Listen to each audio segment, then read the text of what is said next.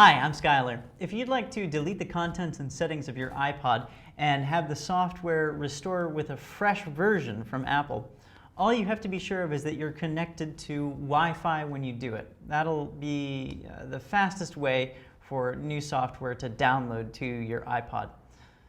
Once you've connected to Wi-Fi in your settings, tap General, scroll down to the bottom and tap Reset. Tap Erase All Content and Settings, and then tap Erase iPhone or iPod. You'll have to do it again in order to verify that's what you want to do. The screen will go black and it will erase everything. So be sure that's what you really want. Once it's finished erasing, it'll download new software from Apple and boot again.